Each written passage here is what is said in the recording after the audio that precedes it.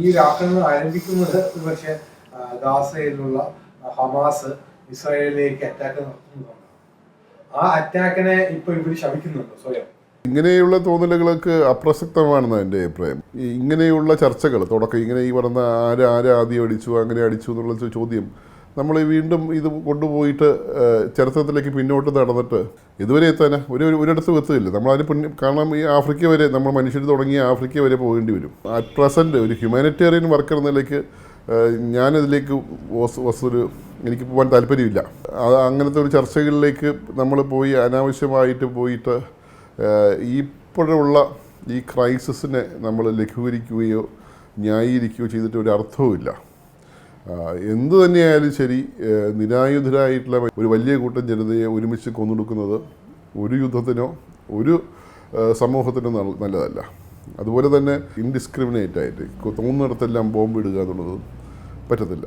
അതൊന്നും ഈ പറയുന്ന ഒരർത്ഥത്തിലും ഈ പറഞ്ഞ ഏത് ചരിത്രത്തിൻ്റെ ഭാഗമായാലും ശരി അതൊന്നും അനുവദിക്കാനായിട്ട് ഒരു പരിഷ്കൃത സമൂഹത്തിന് അതിനുവേണ്ടി അങ്ങനെ മുതിരരുത്. അതൊരു വൃഥാ ഏർപ്പാടാണ്, അതൊരു ഇൻഹ്യൂമാനിറ്റേറിയൻ ഏർപ്പാടാണ്. നമ്മളൊരു സമൂഹം എന്ന നിലയിൽ മനുഷ്യൻ നിലനിൽക്കുന്നതിന് അർത്ഥമില്ലാതാവുന്ന ഇടമാണത്. സമൂഹമായി നിലനിൽക്കുന്നത് തന്നെ നന്നായി ഈ പറഞ്ഞ സർവൈവലിൻ്റെ ഭാഗമായിട്ട് നന്നായി സർവൈവ് ചെയ്യാനും അങ്ങനെ നിൽക്കേണ്ടി വരുന്നത് കൊണ്ട് ഒരു മനുഷ്യനെന്ന ഒരു ജീവിക്ക് ഒരു സ്പീഷീസ് നിലയ്ക്ക് വാസ്തവത്തിൽ ഒരുമിച്ച് നിൽക്കേണ്ടതുണ്ട്. ആ ഒരുമിച്ച് നിൽക്കുന്നത് അങ്ങോട്ടും ഇങ്ങോട്ടും ഒക്കെ ഉള്ള സഹായവും സഹകരണവും സ്നേഹവും ഒക്കെ കൊണ്ടാണ് നിൽക്കുന്നത്. അപ്പോൾ അതാണ് സ്പീഷീസിൻ്റെ ഒരു ബേസിക് സംഭവം എന്ന് പറയുന്നത്. തീർച്ചയായിട്ടും യുദ്ധം എന്ന് പറയുന്ന ഒരു സ്പീഷീസിനെ നമുക്ക് പറഞ്ഞ ജനറ്റിക്കലി അണ്ടർപിൻഡ് തന്നെയായിരിക്കാം. പക്ഷേ എന്ത് തന്നെയായാലും ഒരു ജനത എന്ന് പറഞ്ഞിട്ട് ഒരു സമൂഹം എന്ന് പറഞ്ഞിട്ട് വാസ്തവത്തിൽ ഇങ്ങനെ ചെയ്യാനായിട്ട് ഒരു സമൂഹവും നമ്മൾ സമ്മതിക്കരുത്. സൊസൈറ്റൽ ആനിമൽ എന്ന് പറയുന്ന ഒരു എൻറ്റിറ്റിയിൽ നിന്നും മാറി വളരെ ഇൻഡിവിജ്വലിസ്റ്റിക് ആയിട്ടുള്ള അല്ലെങ്കിൽ ഈ പറയുന്ന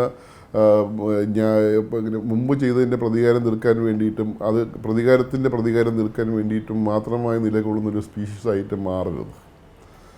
ആ ഒരു ആംഗിളിൽ നിന്നാണ് ഇത് കാണേണ്ടതെന്നുള്ളതാണ് എൻ്റെ അഭിപ്രായം. ഇപ്പോൾ എത്ര ഹോസ്പിറ്റൽസ് അവശേഷിക്കുന്നത്? അത് എത്ര പേര് അവിടെയുള്ള ഡോക്ടർമാർ വർക്ക് ചെയ്യുന്നുണ്ടോ? എന്താണ് അവിടുത്തെ അവസ്ഥ? നോർത്ത് ഗാസയിൽ വാസ്തവത്തിൽ 3 ഹോസ്പിറ്റൽസേ ഉള്ളൂ. അത് വളരെ നാമമാത്രമായിട്ടാണ് പ്രവർത്തിക്കുന്നത്. അൽ ഷിഫ ഉൾപ്പെടെയുള്ള വേറെ 2 ആശുപത്രിയുണ്ട്.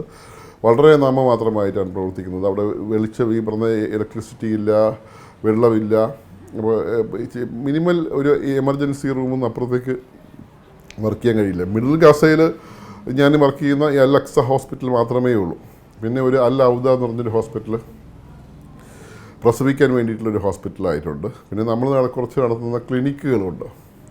ഖാൻ യൂനിസിലെ നസർ ഹോസ്പിറ്റൽ മുഴുവൻ ഇപ്പോൾ വളഞ്ഞു കഴിഞ്ഞു. അത് വർക്ക് ചെയ്യുന്നില്ല, എല്ലാവരും ഇവാക്യുവേറ്റ് ചെയ്ത് കഴിഞ്ഞു. അപ്പോൾ അവിടെ ആ ഹോസ്പിറ്റലില്ല.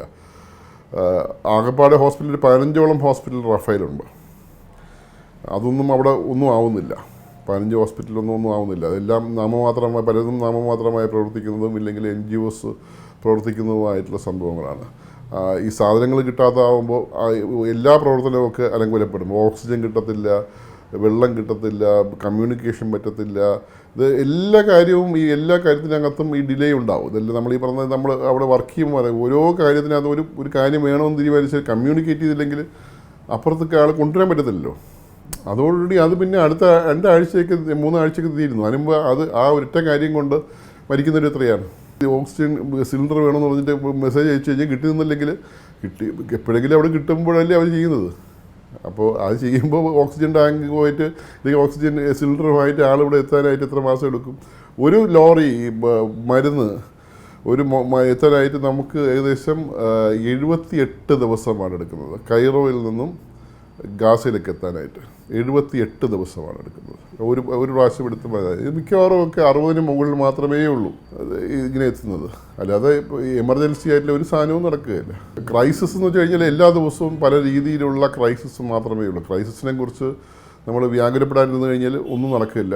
ഉള്ളത് കൊണ്ട് എന്തെങ്കിലുമൊക്കെ ചെയ്യാൻ വേണ്ടി മാത്രം തീരുമാനിക്കാനപ്പുറത്തേക്ക് ഞാനിപ്പോൾ പോകുമ്പോൾ ഇവിടെ നിന്നുള്ള എനിക്ക് എൻ്റെ കയ്യിലുള്ള ഓർത്തോപെഡിക് ഇൻസ്ട്രുമെൻറ്റ്സ് എല്ലാം കൊണ്ട് എടുത്തുകൊണ്ട് പോകാൻ കാരണം അവിടെ നമ്മൾ കൊണ്ടുപോകുന്നത് മാത്രമേ ഉള്ളൂ. മറ്റത് എല്ലാം വഴി കെട്ടിക്കിടക്കുകയാണ്. ഇതൊക്കെ ഉണ്ടോയെന്ന് വെച്ചാൽ ഉണ്ട്, പക്ഷേ എല്ലാം വഴി കെട്ടിക്കിടക്കുകയാണ്. പോകുമ്പോൾ കുറച്ചെങ്കിലും കൊണ്ടുപോയിട്ട് അതെങ്കിലും ഉപയോഗിച്ച് നിങ്ങൾ ചെയ്യട്ടെ എന്ന് വിചാരിക്കുകയാണ്. പറയുന്ന വെസ്റ്റേൺ വേൾഡ് ടോട്ടലി ഒരു ഡിവൽ സ്റ്റാൻഡിലാണ്.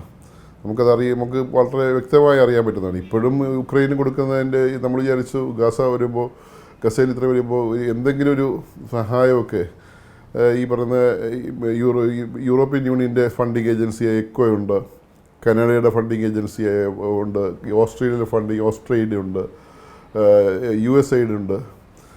അങ്ങനെ നിരവധി ഫണ്ടിങ് ഏജൻസികളുണ്ട്. നമ്മൾ കരുതിയത് ഇവരെല്ലാവരും ഒക്കെ എന്തെങ്കിലും സഹായിക്കുമെന്നാണ്.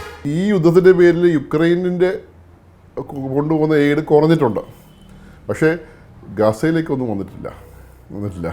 വാസ്തവത്തിൽ അവിടെ വന്നിട്ടില്ല. ഇതിനെക്കാട്ടിയും രൂക്ഷമാണ് വാസ്തവത്തിൽ അറബ് രാജ്യങ്ങൾ എടുക്കുന്ന നിലപാട്. അബ്സല്യൂട്ട്ലി പറയുന്ന ട്രെച്ചറസ് ആയിട്ട് നിലപാടാണ് എടുക്കുന്നത്. ഈ അമേരിക്ക ഇസ്രയേലിന് കൊടുക്കുന്ന ആയുധങ്ങൾ മുഴുവൻ അവർ ഇറക്കുമതി ചെയ്ത് കൊണ്ടുപോകുന്നത് ഈജിപ്തിൻ്റെയും UAEയുടെയും സൗദി അറേബ്യയുടെയും പോർട്ടുകൾ വഴിയാണ്. പലസ്തീൻകാരെ ബോംബ് ചെയ്യാൻ വേണ്ടിയിട്ടുള്ള ആയുധം ഇറക്കി കൊടുക്കുന്ന സ്ഥലങ്ങളായിട്ടാണ് വരുന്നത്. അതിൻ്റെ ഒരു സൈഡിൽ ഇവർ പറയുന്നത് ഞങ്ങൾ ഇവരുടെ ബ്രദേഴ്സാണ്, സിസ്റ്റേഴ്സാണ്, അവരെ സഹായിക്കാൻ വേണ്ടിയിട്ടാണ് നമ്മൾ നിൽക്കുന്നത് എന്നുള്ളതാണ്. വളരെ ട്രെച്ചറസ് ആയിട്ടുള്ള എന്ന് മാത്രമല്ല, ഈ പറയുന്ന ഇവർ കൊടുക്കുന്ന എയ്ഡ് പോലും അവിടെ എത്തുന്നില്ല. അതേസമയം ആയുധം എത്തുന്നുണ്ട്.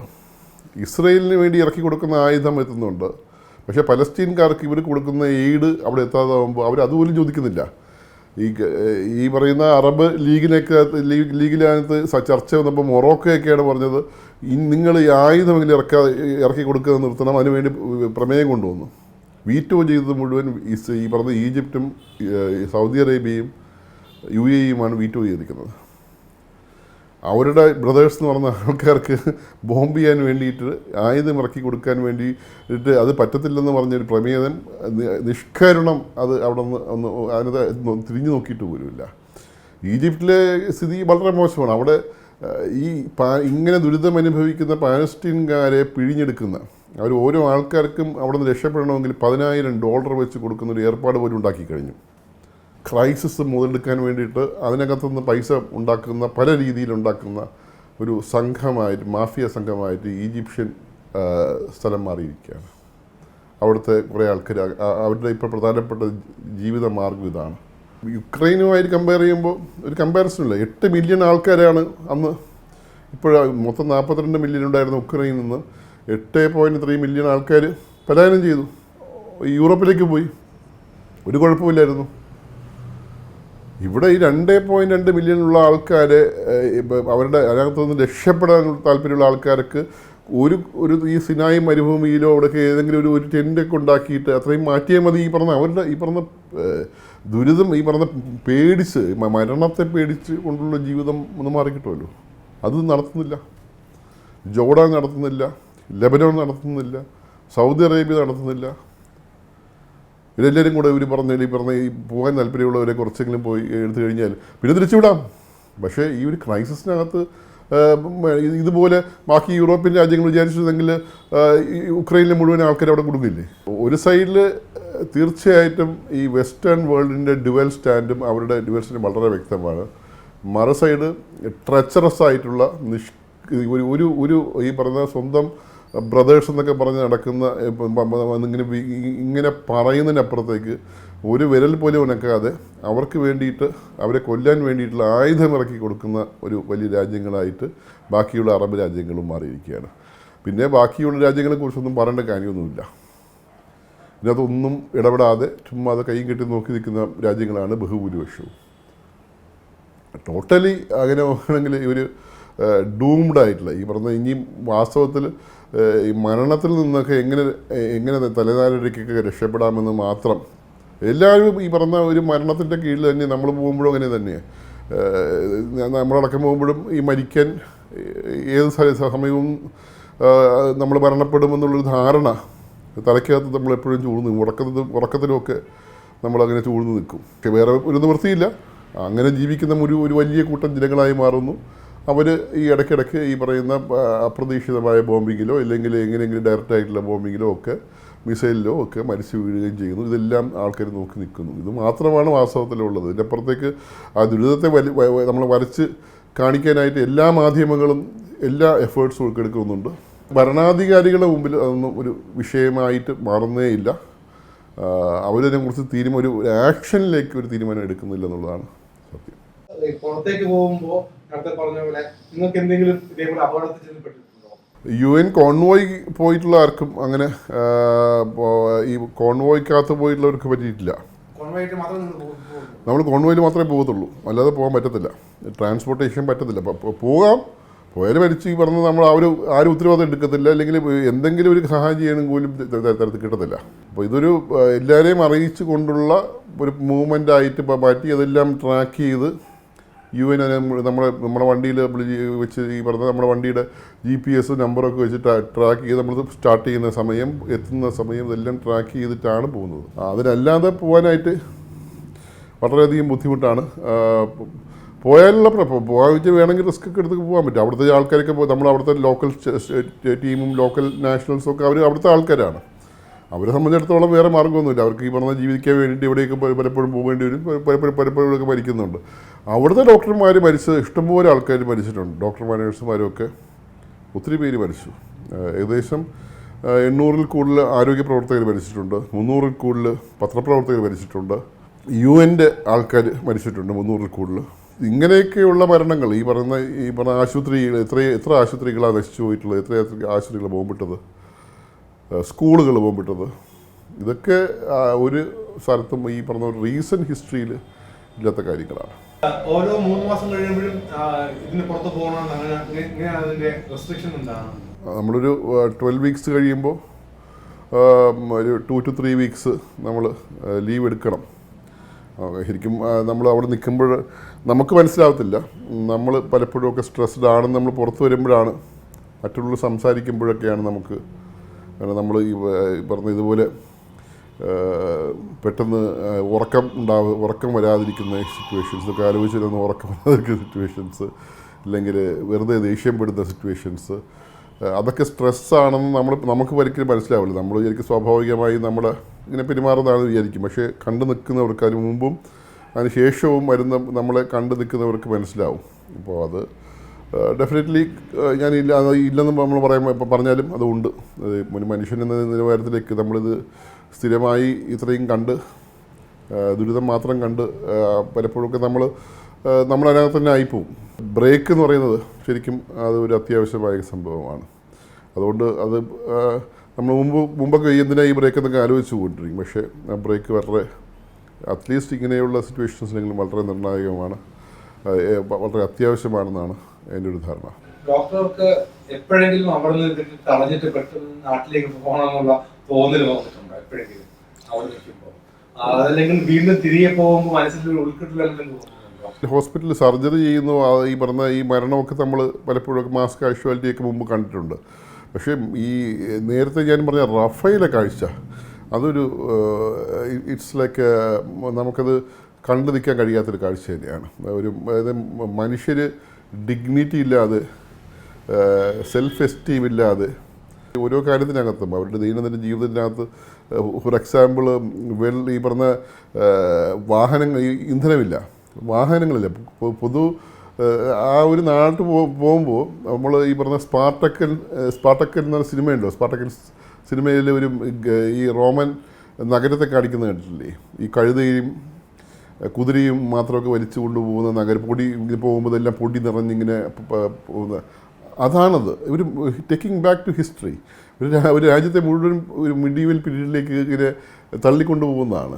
അപ്പോൾ അത് മാത്രമേ അവിടെ കാണുന്നുള്ളൂ. ഈ പറഞ്ഞ കടകളിലൊക്കെ ഒരു സാധനത്തിന് വില കൂടുന്നത് കാണാം. ഒരു 20 ലിറ്റർ ഡീസലിന് ഏകദേശം $250.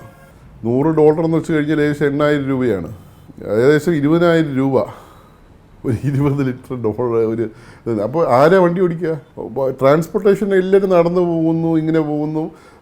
അതിലെല്ലാം യൂസ്ഡ് ആണെന്ന് ഈ പറഞ്ഞ കാലത്ത് കഴിച്ചു കഴിഞ്ഞാൽ ഈ കടപ്പുറത്തൊക്കെ പോകുമ്പോൾ എല്ലാവരൊക്കെ നിൽക്കുന്നത്, ആരും കടപ്പുറത്ത് പോകത്തില്ല. കാരണം കടപ്പുറം മുഴുവൻ ഉപയോഗിക്കുന്നത് ഈ മലമൂത്ര വിസർജനത്തിലാണ്. കാരണം അതാണ് ഈ പറഞ്ഞ കുറച്ചെങ്കിലുമൊക്കെ ഭേദമായിട്ടുള്ള സ്ഥലമായിട്ട് കാണുന്നത്. എല്ലാവരും അവിടെ പോകുന്നത്, എല്ലാവരും ഈ നിരയായിട്ട് അങ്ങോട്ട് പോകുന്നത് കാണാം. അപ്പോൾ പുഴുക്കളെ പോലെ ജീവിക്കുന്നതെന്ന് പറഞ്ഞിട്ടൊന്നും അർത്ഥമില്ല. അതിനെക്കാട്ടിയൊക്കെ അപ്പുറത്താണ് വാസന. അപ്പോൾ അതൊരു പിന്നെ കമ്മ്യൂണിക്കേഷൻ ഇല്ല, വെള്ളമില്ല, ഇതൊക്കെ നമ്മളും അതിനോട് അഡ്ജസ്റ്റ് ചെയ്യും. ഞാനവിടെ നിൽക്കുന്നവരും ഒരു മാസം കുളിക്കുന്ന പ്രശ്നമില്ല, കാരണം വെള്ളമില്ല. വെള്ളമില്ലാതെ നമ്മൾ കുടിക്കാൻ വെള്ളമില്ല, നമ്മൾ കുളിക്കാതെ കുറിച്ച് ചിന്തിക്കുന്ന പ്രശ്നമില്ല. ഞാനായാലും ശരി ആരായാലും ശരി കുളിക്കും. നമ്മൾ ഈ പറഞ്ഞ കേരളത്തിൽ ഇട്ടാവട്ടത്തിരിക്കുമ്പോൾ ഇവിടെ നിന്ന് 4-5 പ്രാവശ്യമൊക്കെ ഒരു ദിവസം കുളിക്കുന്ന മനുഷ്യരെയാണ് നമ്മൾ ചുറ്റും കാണുന്നത്. അവിടെ പോയി ഇങ്ങനെ കുളിക്കാനൊന്നും അങ്ങനെ അതൊരു എക്സ്പെൻസീവായിട്ട് റിസോഴ്സാണ്. അങ്ങനെ ചെയ്യരുത്. ഭക്ഷണം നമ്മളിൽ കയ്യിൽ നമ്മളെല്ലാം കരുതി കൊണ്ടുപോകും. 1 മാസത്തെ 1-1.5 മാസം ഭക്ഷണം കൈകൾ കൊണ്ടുപോയാലും നമ്മൾ ചുറ്റുമുള്ള ആൾക്കാർ കഴിക്കുന്ന ഒരു നേരമാണ്. അപ്പോൾ അവരെ കൂടെ ഇരുത്തി ഒരു നേരം കഴിക്കാനായിട്ട് നമ്മൾ തന്നെ ശീലിക്കും. ബാക്കി ഈ സമയത്ത് ഭക്ഷണം കഴിക്കാതിരിക്കാൻ ശീലിക്കും. തുണി കഴുകാൻ പറ്റില്ല. നമ്മൾ കൊണ്ടുപോകുന്ന ഒരു തുണി 3-4 ദിവസം ഇട്ടിട്ട് അത് ഉപേക്ഷിക്കുക എന്നുള്ളതാണ് നടക്കുന്നത്.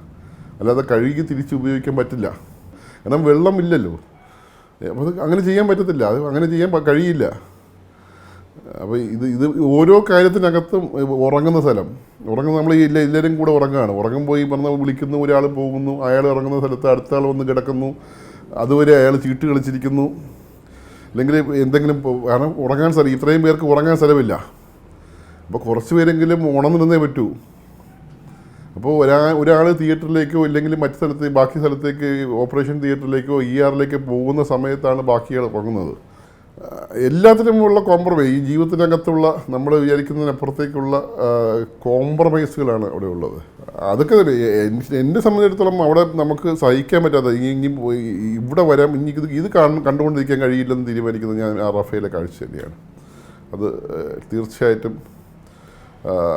മൊത്തമായിട്ട് ഒരു ജനതയെ ഇങ്ങനെ ഡിഗ്നിറ്റി ഇല്ലാതാക്കുന്നത്, ഇറ്റ്സ് ലൈക്ക് നമുക്ക് കണ്ടുകൊണ്ടിരിക്കാൻ കഴിയില്ല.